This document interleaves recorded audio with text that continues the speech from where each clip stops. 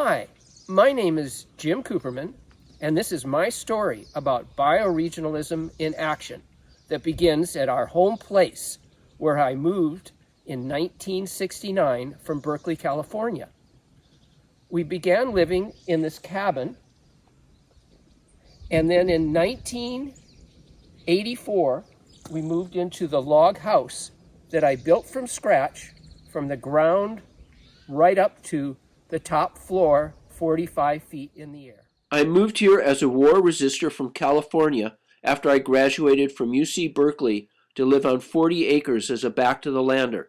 For the first 17 years, my focus was raising a family, building our log home, and developing our property to produce homegrown food, in addition to working at teaching, construction, log building, and sawmilling. In 1986, my curiosity about the original settlers in our community resulted in becoming a local historian by joining a historical society, researching and writing about local history, as well as developing a local history journal, Shuswap Chronicles, and serving as co-editor for 2 years. 3 years later, I became inspired to channel my love of nature and concern for the environment into forming a regional environmental group, the Shuswap Environmental Action Society, known as SEAS.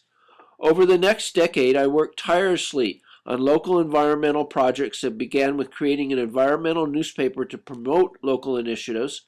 Our primary goals were to create new parks, improve forestry practices, and protect water quality. Thanks to our campaigns and my participation in 2 government land use planning initiatives, we successfully helped to protect over 25,000 hectares of new parks in the Shuswap. Working with SEAS led to participation in the Provincial Environmental Network. Soon my skills in communication helped me develop a provincial environmental quarterly journal, the BC Environmental Report, and I served as editor for 10 years. I also worked as the Forestry Caucus coordinator and helped organize many meetings and worked on several campaigns. One highlight was initiating the work that led to the 1998 Ecological Restoration Conference held in Victoria and attended by hundreds. I retired from provincial work in the new millennium and shifted my focus to working on a book about the Shuswap region. To make that happen, I began writing a bi-monthly newspaper called Shuswap Passion about local geography. In 2008, I realized that the Shuswap watershed had never been mapped, so I worked with government and consultants to produce the first map of our watershed. In 2010, I turned the map into a project that involved creating a partnership with all levels of government, along with local organizations and businesses.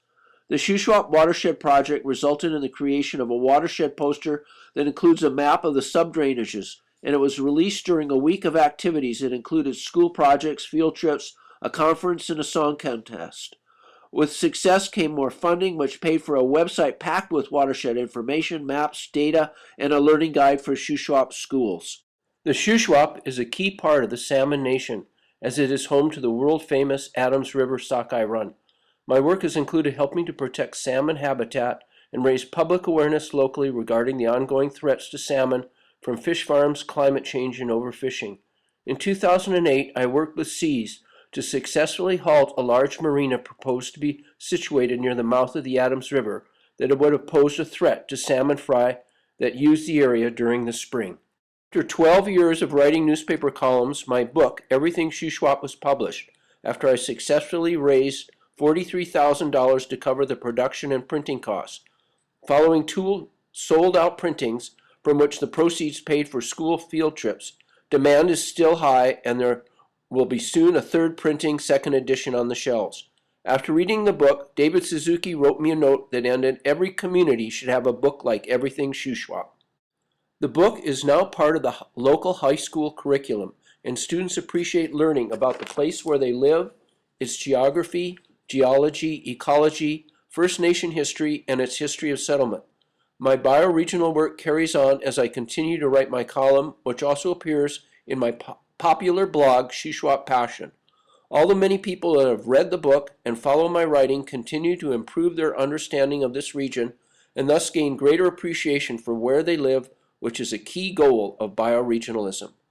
My future plans including writing and publishing more books about the Shuswap, including 2 about Secwepemc history, and the 2nd volume of Everything Shuswap that will have chapters on communities, arts and culture, sports and recreation, and the economy.